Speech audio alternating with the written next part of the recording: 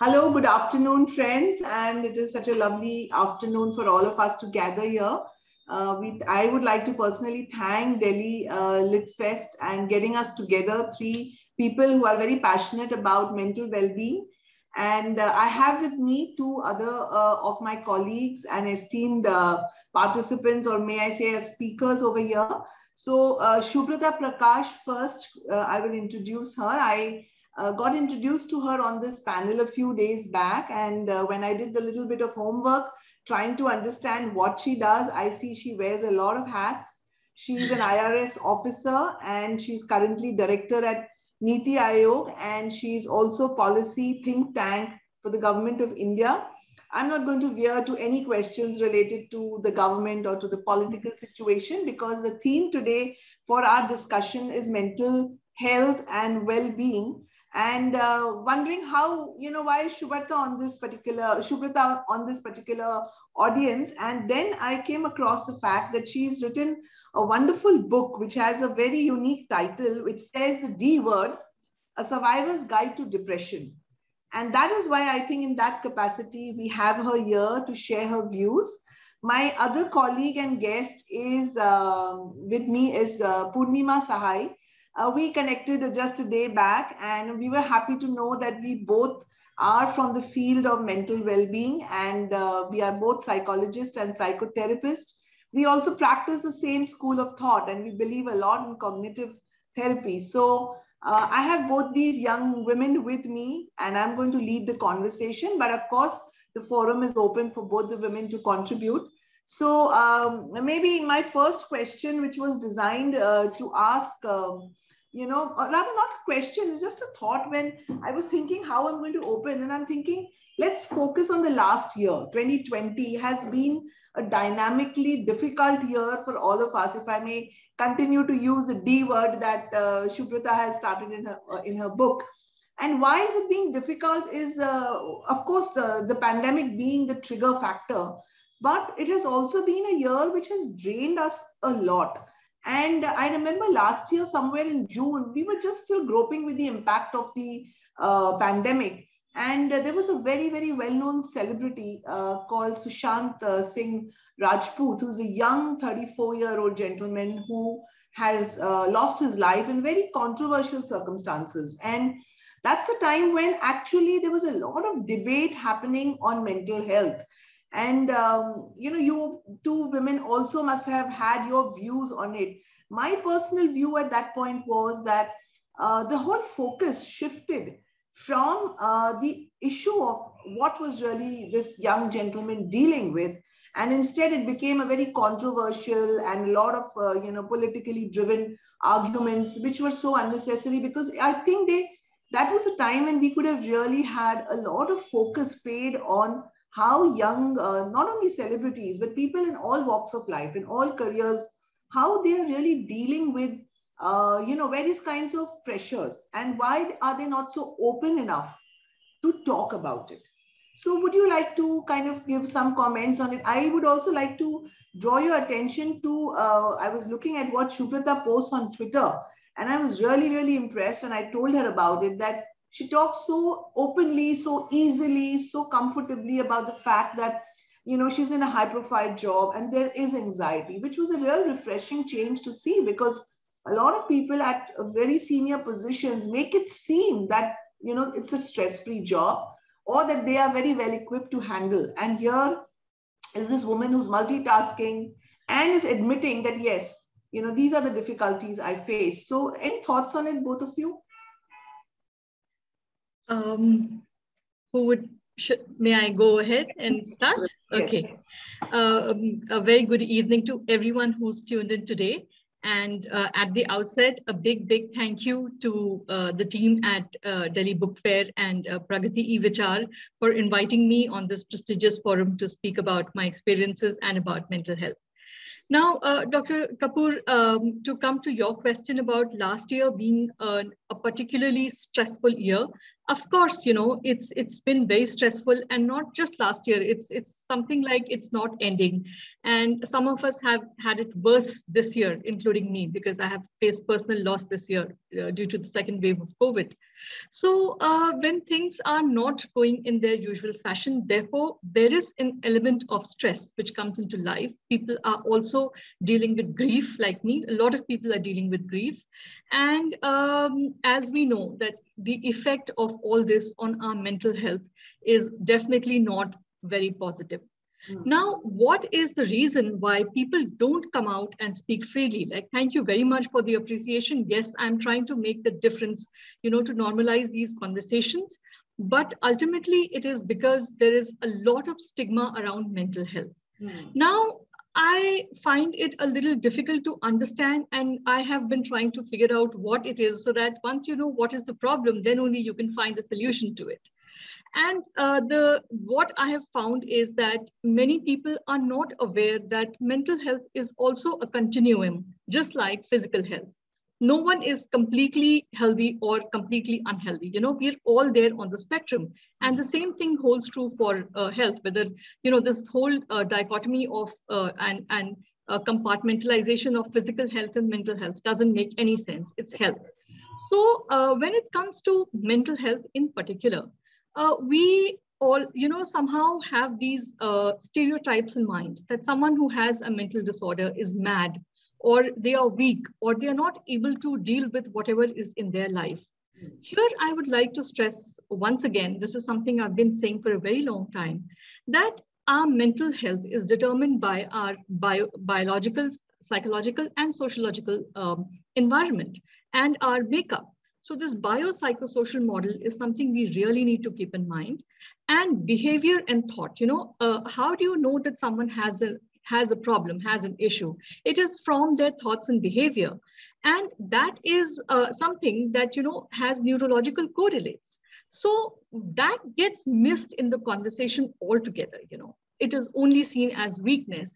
And people who do not have a mental disorder, look, anyone can have a low feeling day, anyone can feel sad on a day, anyone can feel anxious on a particular day. But sadness and anxiety, these are not depression and anxiety disorder. Major depressive disorder, anxiety disorder. Disorder means that there's something wrong with the way our brain is functioning. It's not functioning in the ordered way. And I wouldn't even use the word normal because it's different for everyone. My normal will be completely different from another person's normal. So it's more of an orderly fashion and disorderly fashion. So when the brain is not functioning in its usual way, there are difficulties that people face. People do get depressive disorders, anxiety disorders. These are different from your garden variety of sadness and anxiety. And I think this is where the root of the stigma lies, that someone who does not have a disorder, who's not on the disorder part of the continuum of the mental health spectrum, they believe that everyone has the same degree of control over their thoughts and behavior that they have, which is not true in the case of people who have a clinical disorder, because they have impaired functioning in certain parts of, it's a different kind of functioning that happens.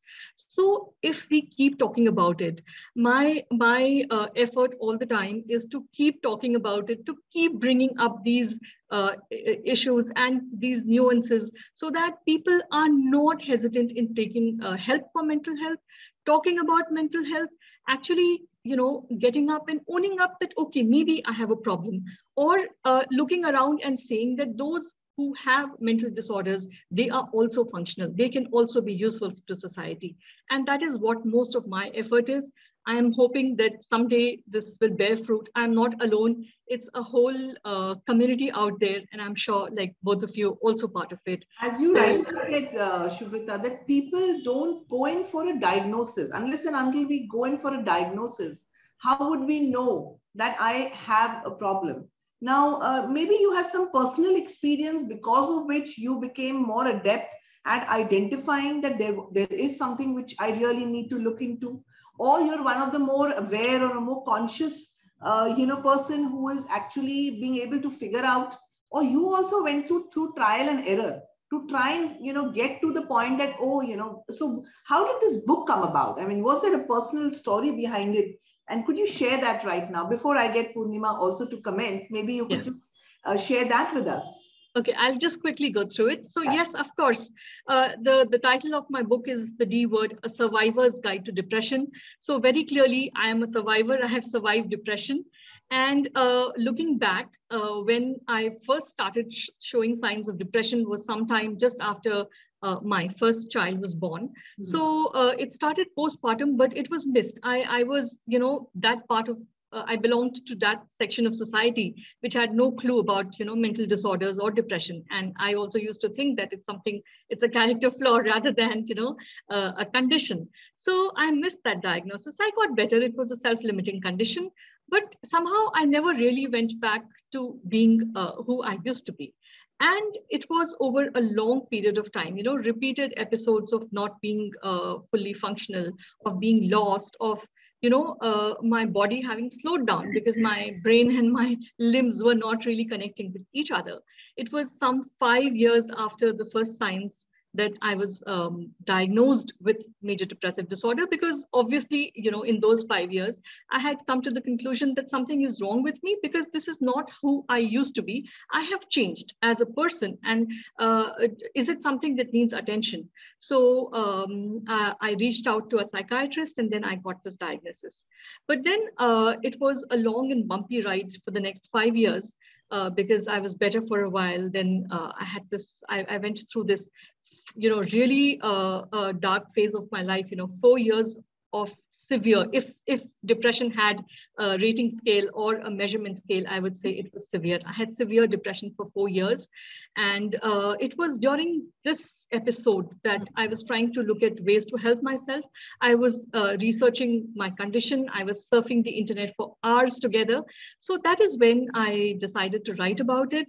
That's when I decided to, break the silence and step out and say that, okay, I have a mental disorder and I'm not okay, but it's okay to not be okay. And I'm not ashamed of having a mental disorder. It's just like any other illness or any other disorder. And I wrote the book, and just when I had finished writing the book, I had started getting better. And there was a time when I was not sure. I had to take a break from my work. I was not sure whether I'd ever be going back to work. But it's been 5 years. I have been kind of, I would say the grace of God, I have been kind of okay. I have ups and downs. I do not have depression, but I still have anxiety disorder. Anxiety disorder, it's not feeling nervous. It's the disorder when my brain functions in a way that I'm not even aware of what is triggering my anxiety. But along with all this, I'm functional. I have a job which requires me to work for 14 to 16 hours a day sometimes. Mm-hmm. And I'm also a mother of 2 teenagers. Mother, wife, daughter, everything. And I just try to manage everything. And I think one of the things that really empowers me is the fact that I'm aware of my triggers, I'm aware of my limitations, and I'm aware of, the need to break the stigma. I never, after that initial phase when I had internalized the stigma that people used to tell me that you have everything, why are you depressed? Why can't you do this? Why don't you get up, meet people, etc. Mm-hmm. So once I was able to excise that stigma out of my life, I have never looked back. And that's one of the most empowering things that I could have done for myself. I have done that. One of the things that I would want you to, Purnima, now take the conversation further, and taking a cue out of what Shubrita said, that it's okay not to be okay. How many times do you have clients who you have to see because you have a clinical practice and you have years of experience dealing with clients, and I'm sure not only the pandemic, but generally people do come out of the closet to talk about their anxieties and depression when they see that there is a counselor available. So what is your take on this whole concept, that how do we make people understand and accept the fact that it's okay not to be okay? Yeah, thanks, Anju. And let me begin by saying kudos to you, Shubrita, because I think what you are doing is a huge service to the whole field of mental health, because this is what I think a lot of us are trying to do in our own small little ways. Yeah. But I think it becomes most authentic when it comes from a person who's been through the experience, you know, and like I think Anju was also saying, it's not easy that you put yourself out there so openly, so bravely, but it is definitely the kind of stuff that is needed. And in my work, as I see clients on a daily basis, I think one of the biggest chunks of my work is what we technically call psychoeducation, but essentially it is just talking about how it's okay to be okay and to not be okay, and also educating people about what the various conditions are. And when I say conditions, I'm not just talking about, you know, talking to them about disorders and things like that. Of course, that's a big part of my work, but also helping people identify emotions or helping them connect with their own emotions. And I feel that, you know, this is something which is so lacking in our basic education. I feel that, you know, just as we are taught about, you know, reproductive system and digestive system and respiratory system, we should be taught about the human mind and the emotions at an elementary level, because so many people struggle to even identify. And just as you experienced, Shubrata, that it was only after 5 years that we came up with a diagnosis or a good understanding of what's really going on, and then one started to undo the whole process. Similarly, I find with so many people that even just to take help, to reach out, it takes them so long, because to start with, आपको खुद ही एहसास नहीं है कि आपके साथ क्या हो रहा है. You are struggling with it because nobody is talking about it. So how do you put a finger on, oh, I'm anxious, oh, I'm depressed? And also because there's so much of shame that is generally attached, as if, you know, it's a weakness in my personality that I'm feeling this way, whereas it's the most normal emotion that we come across, whether it is feeling sad or low. And also to discriminate between a regular sadness and a depressive disorder. I feel one of the most misused word is depression, because people use it very casually, that acha mujhe bhi depression hua tha and all of that, which is incorrect. Is incorrect, because if you've been through depression, then you know what depression really is. It is not a regular sadness and feeling low. And I feel that this is where the direction needs to move. And to come back to, Anju, what you started with, you know, this whole conversation that started around the tragedy with the celebrity, and how it could have gone further into becoming a conversation, and perhaps maybe even, I constantly keep hoping for, and Shubrata, this is not for you, but I constantly keep hoping for the government to, you know, create more policies around the whole thing, because it's so important to have it at a systemic level, to educate people about what is mental health. People don't know what mental health is. And that it's okay, like you're saying, it's okay to not be okay. So similarly, that it's okay to talk about mental health, and it is just a different form of problem. Just as we have physical problems, we also have some emotional and mental problems, and there is nothing wrong with it. So that's the kind of dialogue that Anju, you're on mute. So that's the kind of dialogue that I think we really need much more, and definitely a more systemic approach to the whole thing, where the system creates, you know, for instance, one small little thing, and Anju, I'm sure you know this, that we don't have a licensing body for counselors in the country. We did talk about this, yeah. Yeah. And so how do we regulate things? How do we regulate the quality of the service that we're providing?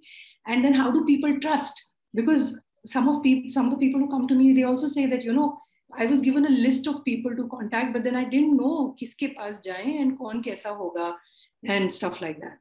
And today there is so much of, you know, misinformation available on, just like Google can be of an assistance, it can also be a deterrent, because sometimes there are all kinds of people using that platform, and how does one know the credibility of that particular person? So when one end, I'm talking about mental health more in the context of mental well-being, and when we are looking at solutions, I come across a lot of times clients saying that they did have to go through, even when they are ready to see a therapist, they are not sure where to go. So that is definitely another end of the spectrum, as another end of the problem. But let's just talk a little bit more about these stigmas. Why is it a stigma when I have a stomach ache and I go to a doctor to attend to my bad tummy? Why is it that a society, is it the way our cultural stereotypes are, that we do not like to talk about the fact that I'm unhappy, or my morale is low, or, self-esteem. I come across so many youngsters dealing with self-esteem issues. And the fact is that we can help them in simple ways, but because of the stigma, the quantum of the clients that should be actually going to trained professionals like you and me, that doesn't happen. So what is your experience on this, Purnima? The stigma is there. The brighter side, of course, is that now I'm close to completing 2 decades of my work. So in all of this duration, what I've seen is that it's really gone down. Definitely, especially in the younger generation. So we see a shift happening. I also sense there is a shift happening, that there are youngsters who are more open about now approaching a therapist, accepting the fact that they have required. And I think this has something to do with the mass media has done some good to this, where you have a lot of shows now where there are therapists attached. I think even in the arena of sports, we have, Virat Kohli talking about his low phase and, how a therapist helped him. So I think that shift. So you are also saying that you're seeing that shift happening. The transition is definitely happening. It's been happening for a while, much more, of course, in the metro cities and so on. But we hope that it percolates further down. Yeah. And in fact, it's very cute. It's very endearing when you come across some of these younger clients, because they think it's cool to be in therapy. So that's definitely very nice. But also they are very intelligent. They're very smart and they're very aware. Mm-hmm. So I think, and a lot of credit for that does go to Google. And all these searches and all the information that's available. Of course, I agree with you completely that there's a big flip side to it. Yeah. But we'll focus on the good stuff for now. And also mass media, like you're saying. And definitely, like for instance, in the recent times, we've seen some big people talk about mental health issues. Yes. Like you're talking about Virat Kohli. Similarly, Naomi Osaka withdrawing her from the French Open, and then Simone Biles withdrawing at the Olympics. So people talking at that level is huge. And this definitely, of course, if we can have more people in our country, our icons that everybody relates to, do this much more, I think that would be a huge thing for us. Because I remember when this movie Dear Zindagi came out, I think almost all my clients came to me and gave some reference or the other to the movie about how it had touched some chord there. And it was wonderful. I mean, people were normalizing the whole idea of mental health. And that is what is required. You want to make it normal, just like you said, कि physical problem hai to sab samajhte hain. But because it's a mental, emotional problem, it is intangible. You can't see a fractured leg or something like that. So nobody seems to understand. And I think we are all, unfortunately, over a period of time, being very resilient and strong and all of that has been glorified to such an extent that we've sort of gotten a little away from reality, because reality is that we are going through life like this, like a wave. Yes. Yeah, it is not a linear graph that we go through. Yeah. So let's get Shubrata in here to make some comments in terms of, we all agree that there is a shift, but there is still a lot of work to be done. Yeah. And we as practitioners often have felt, including some of my colleagues in Mumbai who do talk, even we've had discussions with psychiatrists on how do we regularize and, get people maybe to have a licensing exam, because when a client, without any kind of information goes to a clinic, they are not going to ask the credentials even of the person who's practicing. It is not like I'll put up a board in my clinic and say that, look, I have a psychotherapy specialization. So there are all kinds of people who are trying to practice and create in whatever way. how can we, under some kind of, some suggestions, maybe, maybe you're at a position where you can influence a lot more change. So what are your views on it? What can we at our end do to get the stigma out and get more people? I think in the next decade, I definitely see a lot more young people getting into this profession as a counselor. I see now a lot of youngsters are promoting their counseling practice, even on Instagram. And yeah, but then again, how do I know their credibility? If I was a lay person, how would I decide which person I have to choose? So what can we do at a larger level, at a larger spectrum? Do you have any opinions and views that, we should work on? This is something that that has been flagged a number of times, and there is work happening on this. But since this is a public forum, so I would not like to really, address the issue here. But one of the things that you said was whether you should have it up on the board. Yes, why not? Because if you look at a lot of Western countries, they do have degrees and all their, certification up on the boards, on the walls. So yes, that is a good idea.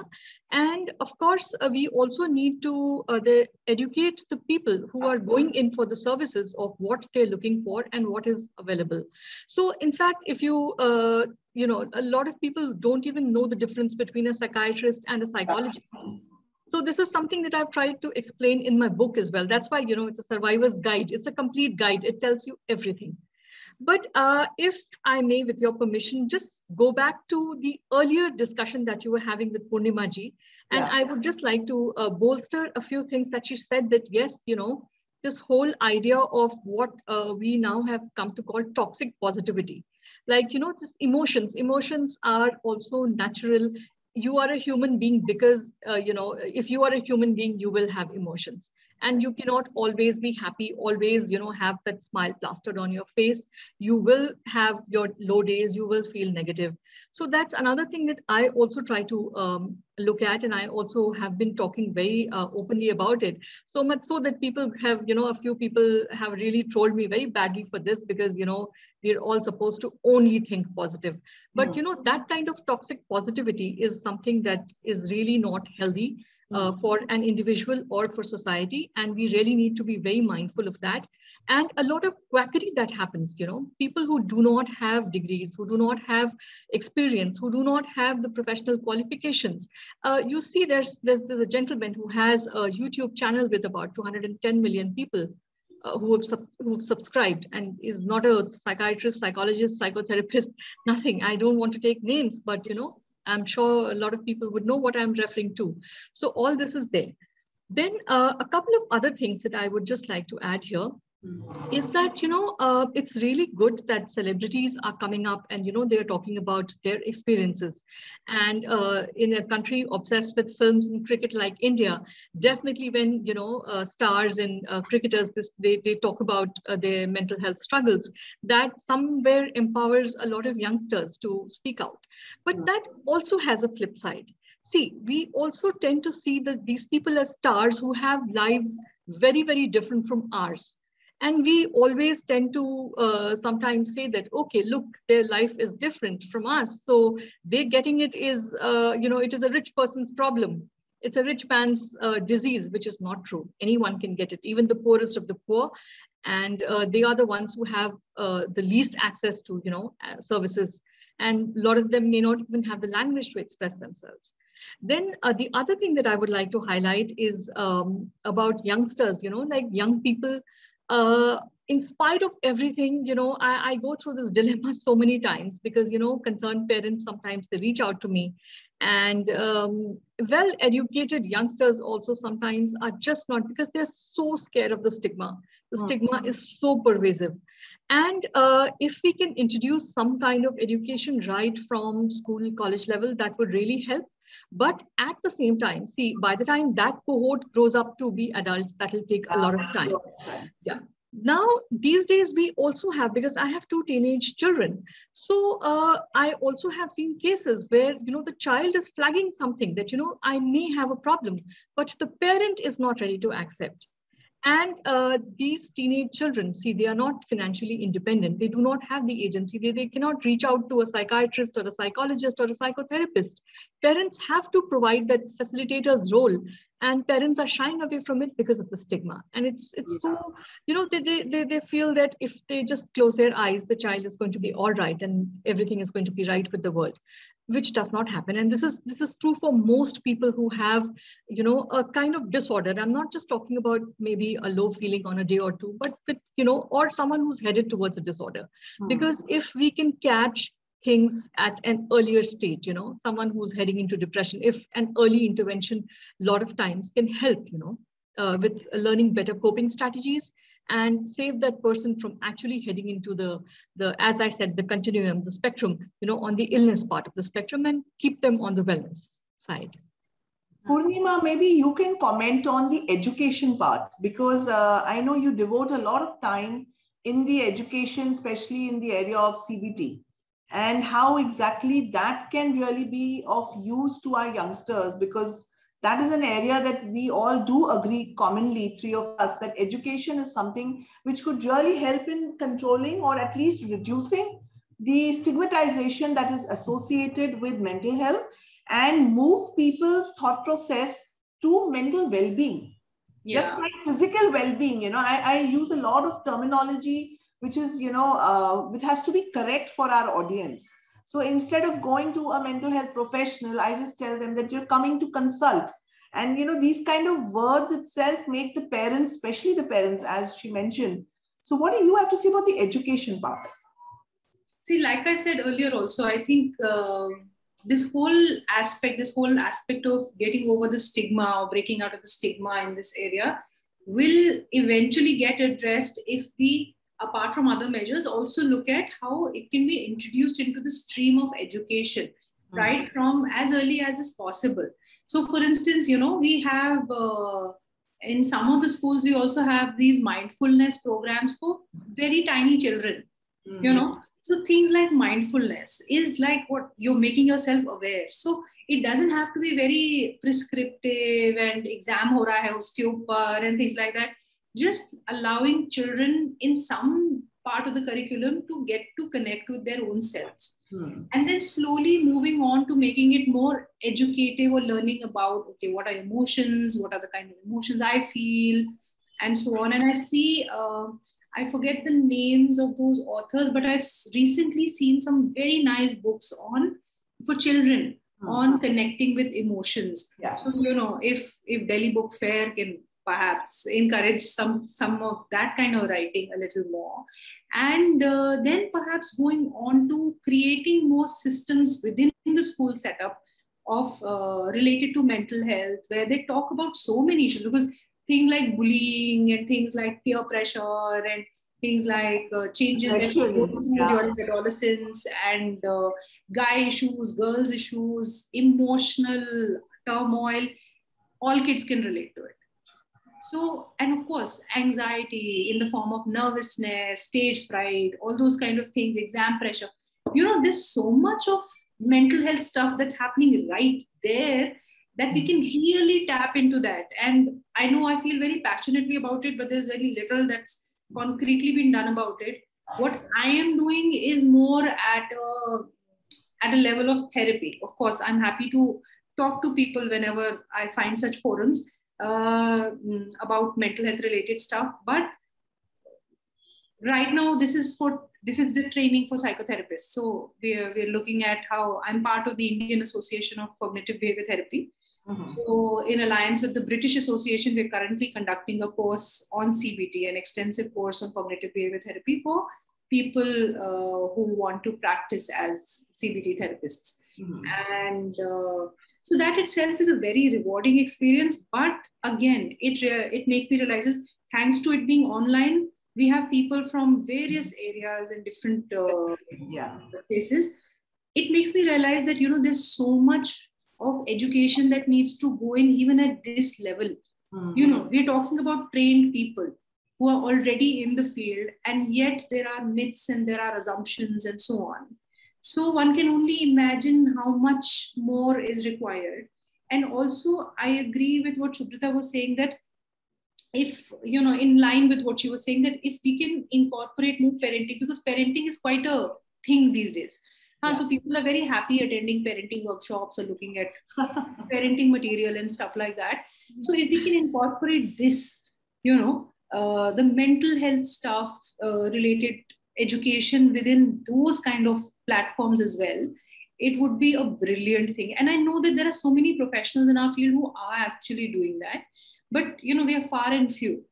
I don't think that, you know, we're doing a little bit, but is it enough to make an impact on the entire nation? Definitely. Collectively, it's not yet made an impact the way we would want the impact to be. But one of the things I think we all would agree, and because this is a literature platform where reading and writing, I think one of the things which is a very good stress buster, which comes very easily and naturally to a lot of people, is writing.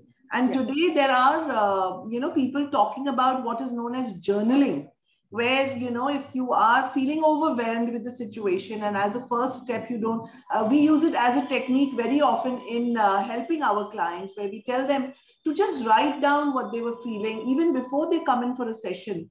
I sometimes message my client and I give them 3 or 4 questions and I say, ideate on this, write down. So journaling on a regular basis is something which is a very good outlet. And obviously, once you write it, I think I have published a book where I have talked about the challenges in my women characters, a short story book, which I had published 2 years back, talking about the 7 personas of Eve, which were actually 5 of those short stories came out from the cases I had helped, and how these women had, despite all odds, emerged resilient and had, been able to face challenges back again in their life.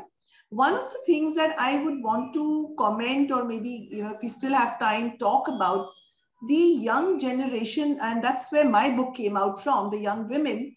A lot of the women characters in that are grown up with this particular feeling that they will be fulfilled themselves only through a relationship. And I often get clients, women, about to touch 30 today, and because of the current trend where they don't want to commit so early. So, they feel that when they're coming towards a crossroads at 30, suddenly they feel they have not really fallen in line, which was the traditional stereotype with which their mothers probably infused them. And that's when they sometimes face a dilemma.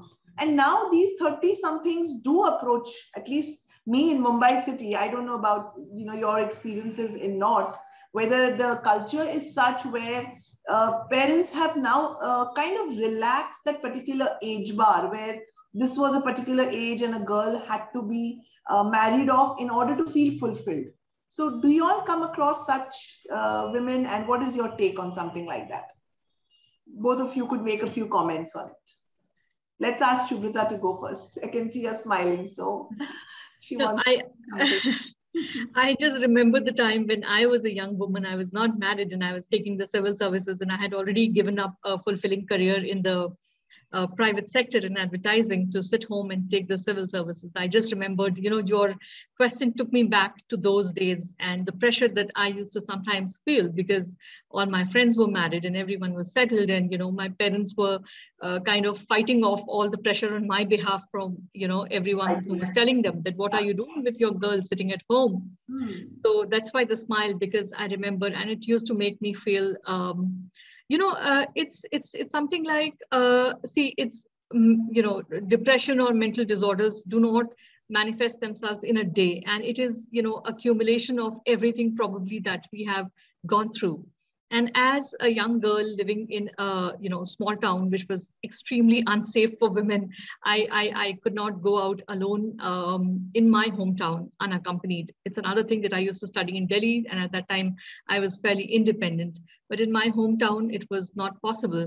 So that all of this plays a role on my, must have played a role on my mental health. Yeah. Because there were things I wanted to do, I couldn't do because my mother couldn't go with me every single place that I had to go to. So these issues are there. And that's why, we cannot ignore the sociological context in which we live, and also the effect that it has on our mental health. So it's different for different generations. I guess a lot of girls now, at least girls who live in my strata of society, they do not probably feel so much of pressure. But, if you go further down the socio-economic classes, so someone who lives, I guess, a less privileged life, you still hear of child marriages, you still hear of girls who are 17, 18, getting pushed into marriages, and this whole thing about marriages being the only way you can be safe and fulfilled, and it's also your duty towards your parents and towards society. So these conversations are still very much alive, and I wish I was younger, I could have commented more, but being a middle-aged woman, I could only share my own experiences when I was that age. Purnima, what about you? What's your client base? Do they come with these kind of dilemmas? Oh yes, all the time. All the time. In fact, I work with a lot of young women entrepreneurs and very, very successful, very inspiring, if you ask me, really, because at such young ages, these women are doing incredible stuff. And so you can imagine that at a professional level, these people are very emancipated and much more than our generation and the generations before us. And yet what you are saying, I do find it that streak of cultural conditioning that is there still exists. The conformity, the desire, the need to be a conformist, does finally play a kind of a havoc with this young entrepreneur. Say, for example, where one end she's financially sound, but then she's also being pressurized, or she's culturally, into that particular zone where she's also afraid that she may just miss the bus. And also, I think I would say that my view could be a little, I don't want to call it skewed, but very limited, because I'm working in Delhi NCR. So, the kind of population that's here is very different from a tier 2 city or tier 3 city and so on, and the kind of pressures and all. Like Shubrata is also saying, it's we can just about imagine what might be happening. But I would also say that, like, I think you started out when you said that perhaps the age criteria is becoming a little more fluid. That is still there. So that is definitely a little more promising. But again, yes, it is also very interesting to see how such pressures can contribute in such a manner that it can eventually lead to an emotional problem turning into a clinical disorder. So yes, of course, if we can intercept it right at the beginning, a lot can be helped. As Shubrata said right in the beginning, and the whole purpose of having these dialogues is that we should engage in more dialogues and discussions.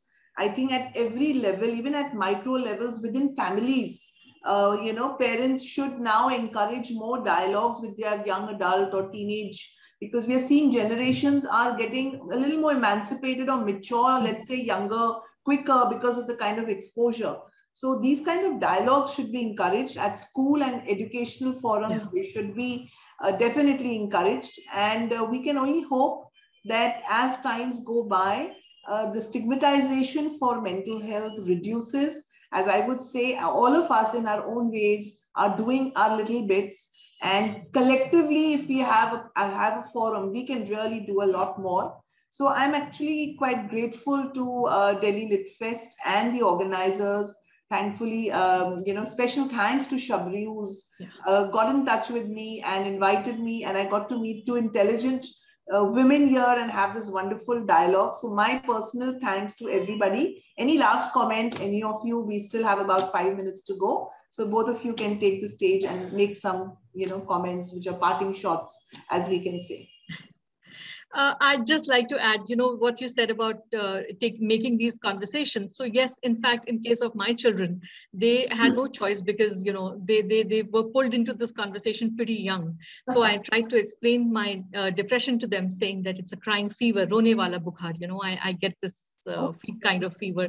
Then the conversation went on to, they learned about neurons in their school. So it went on to neurons and how the electricity jumps. Then I had to tell them that, okay, certain areas, happy areas shrink and sad areas grow bigger in the brain. It started like that. Of course, now that they are both high school students, so it's a much more mature conversation. But it's a very good idea to have these conversations early on and to prepare our children for life. And I have two boys, so whenever they cry, I tell them it's okay. Do cry. Your feelings are valid and your tears are valid. It shouldn't be that boys don't cry. So you cry as much as you want. And it's okay. I'm there to hold your hand and sit beside you. So that's something that I just wanted to share because it's really important. Yeah. And again, before I wind up, a special thanks to Shabri for the whole conversation and for getting me introduced to you and Purnima ji, and for this wonderful conversation that we had today. And I hope our audience has a lot of takeaways from today. I think so too, yes. Yeah, okay. So finally, I think, again, before we wrap up, I think the dialogues that we're talking about, Shubrata, that is the kind of dialogue that we're talking about. If parents can talk to children about it, because I think the context that we get in our personal lives with mental health is the best forum, best method to sensitize ourselves. And if a parent or somebody can just talk about it, the child and everybody else just knows that अच्छा ठीक है ऐसा होता है and it's okay कि ऐसा होता है and इसमें treatment भी होता है, everything is just a very regular thing, nothing out of this earth. And of course, if we can have more people like Shabri herself, who's quite a mental health advocate, and she got us all here together, so that is a great thing. But also, I think before we end this, I think there's also another encouraging thing, which I'm sure Shubrata you're aware of, and maybe Anju you're also aware of, that now the government is coming up with this new mental health policy where they're looking at a licensing body for therapists. And so we're hoping that comes soon, and hopefully therapists are also then included into the health care providers, because right now we are I'm aware of that. That's why I got my first shot quicker than the rest of people being a healthcare worker. So practicing did help me at that point in time, and I'm grateful for that. And there's just one thing I just forgot. So if I have just 30 seconds, I would just like to tell everyone that 10th September is World Suicide Prevention Day, and entire September is Suicide Prevention Month. So let's just be careful of that. Let's be mindful of that and look around us, and please do our own bit for suicide prevention to the extent possible. Awesome. Thank you. I think we are very well much in time as promised. We are still having about a minute or two to go. So it was wonderful to connect with all of you. Thank you. And thank you to this particular group who gave us this platform. As I said, it was like 3 friends talking and bantering about a serious subject like mental well-being. And yes, we all should be mindful, as she said, and be careful about signs and help people in and around us. Suicide is a really, really tragic loss of life, and we must in our own way try to see that, no one close to us or our friend circle or family ever have to go through something like that. So thank you, friends, and have a great weekend. Thank you so much for having us on this platform.